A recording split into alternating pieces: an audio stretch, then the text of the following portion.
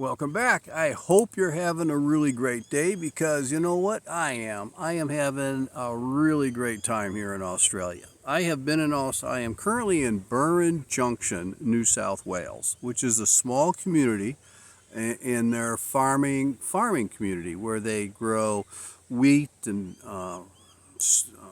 sorghum and a number of other types of plants, and the farms here are absolutely huge. When you look at them, they go on all the way to the horizon. They're just huge. So far, this is my 22nd day in Australia. I've traveled over 3,800 kilometers. I'll let you figure that out in the miles if you want to. And again, that was over 3,800 kilometers. Fuel here is, for me, based on the United States, is a little bit expensive. Right now, the average price is somewhere between, let's say $1.75 a liter. That means that to a gallon, I think there's 3.7 liters to a gallon. So that puts it up around $6 a gallon. So it's a little bit more expensive for fuel here than it is in the United States. And most of that reason is because all their fuel needs to be imported here into Australia. There's no refineries or anything of that nature. So let's talk a little bit about traveling around. I have rented a camper van. The camper van has a sink, it has a microwave in it, which so far I haven't used, and it also has a gas-powered stove, which runs on propane. So far, I have spent all but a couple nights, 2 nights up in Cairns, and maybe 4 nights when I was in Sydney, something like that. And the hostels here that's where I stay, is in the hostels. And the hostels here are very clean, they're very safe. They are not like the old hostels 25 years ago.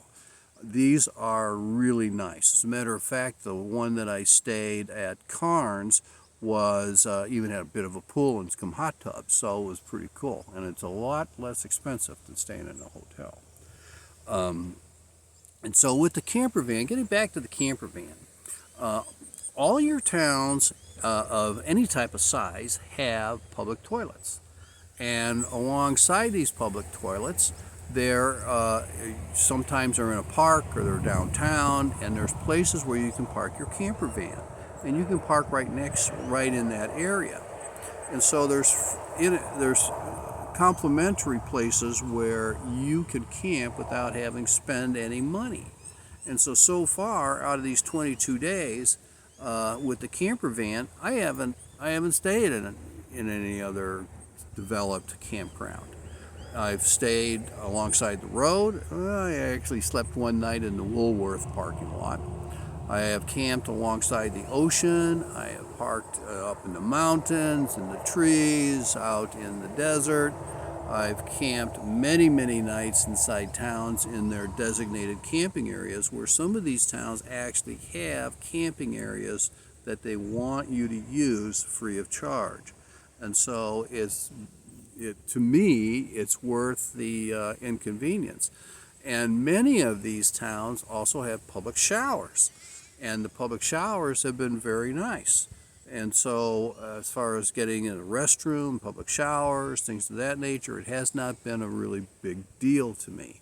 Of course, I'm not showering every day. Sometimes I might go a couple, 3 days, but that's partly because of where I'm choosing to travel.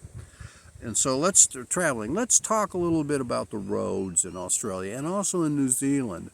Neither one of the countries build their roads like was built in the United States. In the United States, it's concrete or asphalt.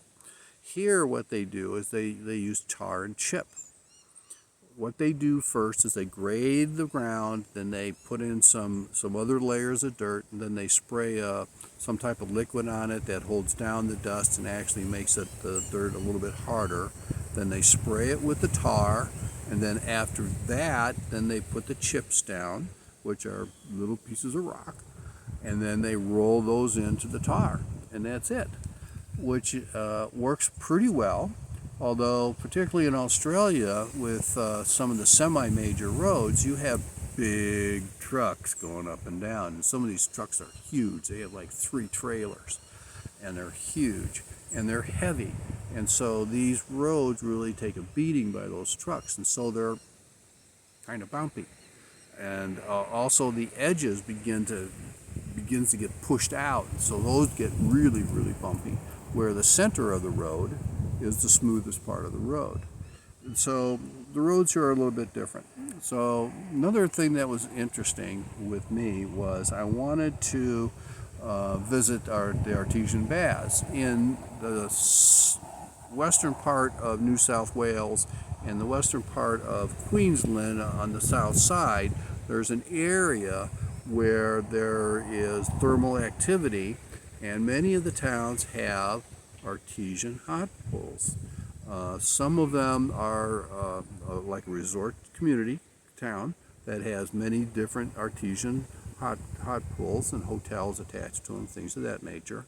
There's also some down in Victoria along the southern coast, which I'm going to visit later this next month. Visit some of those. And so you can, and some of these towns, they're for the community and they're free of charge. The thing that I discovered, though, is that they really only run, particularly the ones that are in the smaller communities, only run during the winter. Come the end of October, they close them down. And so, and I'm here in November. So guess what? I haven't been able to visit too many.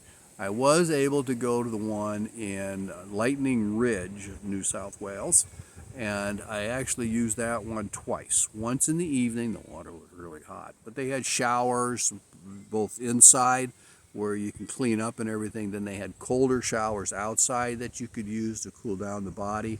And so that night, I used those showers several times so I can keep getting back into the hot water. Then I woke up in the morning, and in Lightning Ridge, I happened to park in the Lions Park, which was right next to the restrooms and showers, and the showers were really well taken care of and cleaned. And I got there about 5:30 in the morning, 6 a.m., somewhere in between there, and the water was a lot cooler. I was able to stay in the water much longer. For me, it was much more enjoyable. And then showered up. Stopped there, and I didn't know at the time, but Lightning Ridge, the community of Lightning Ridge, is also the only place in the world where they mine black opals. I didn't know it was an opal mining town, and so I waited around until one of the stores opened up, and I got an education on opals. I had no idea that there were so many different types of opals. But there are. I thought there was just one, the white with the little glistening green things in it. Turns out there's about 4 different types of opals. And Australia produces over 90% of the opals in the world. The other opals come out of South America someplace.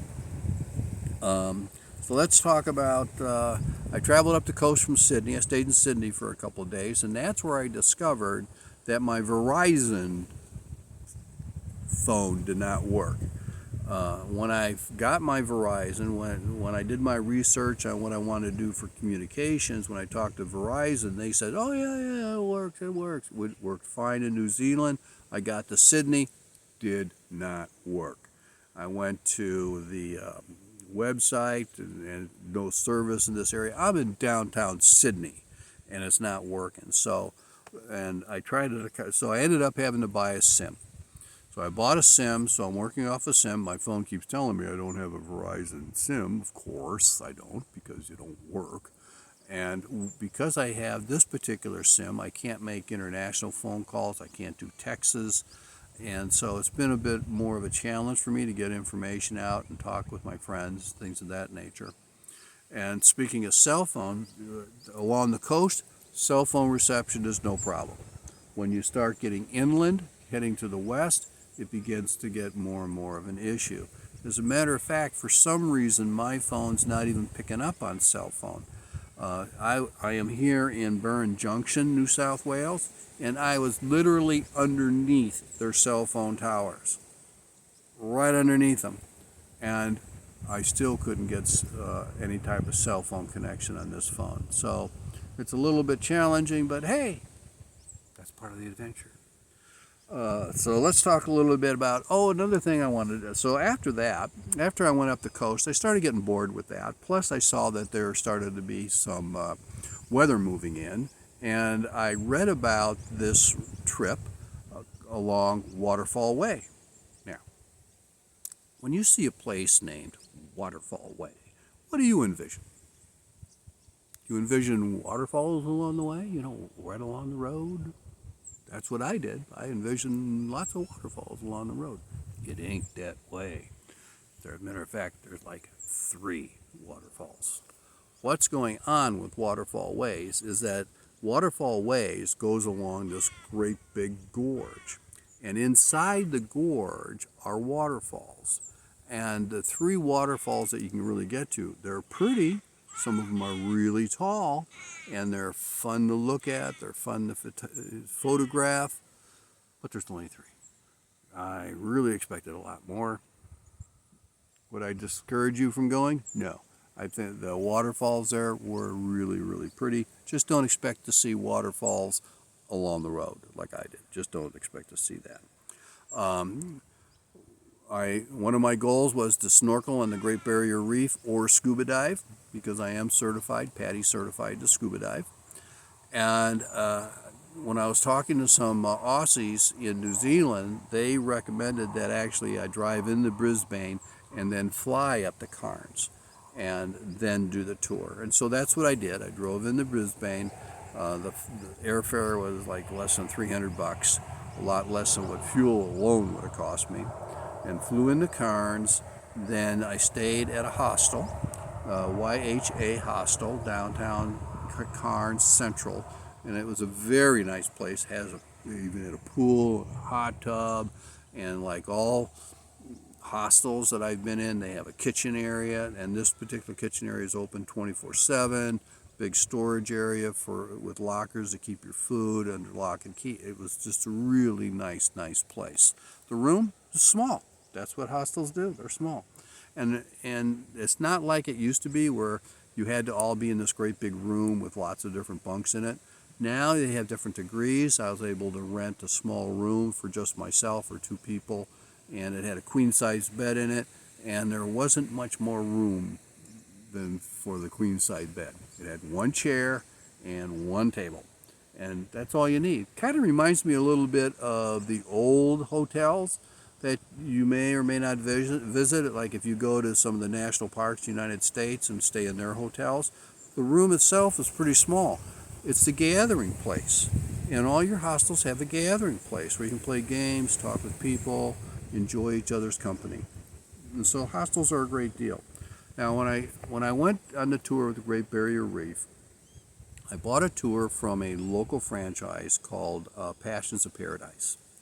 They are probably one of the only locally owned tour outfits up there right now. They have a small fleet of about 3 or 4 ships or boats that do different types of things. They have overnight packages, and of course they have the Great Barrier Reef packages, which is what I took. And you had a choice of doing snorkeling or scuba or both. You stop at 2 different places. I'll tell you, I didn't buy the scuba, and I'm glad I didn't, because I really didn't need it. The water is crystal clear, and all the color and things that you see is up towards the top anyways, and sometimes I'm only in like 2 or 3 feet of water, for crying out loud. So you really don't need to spend the extra funds on the scuba, unless scuba is something you want to really, really do. It's your vacation, it's not my vacation, so you do whatever you want. But in my world, it wouldn't have been worth the expense to do the scuba diving. The Passions of Paradise crew was fabulous. The ladders to get in and out of the water were phenomenal. I've scuba dived in Mexico, and I'll tell you what, some of those boats are dang hard to get into with what they have for ladders.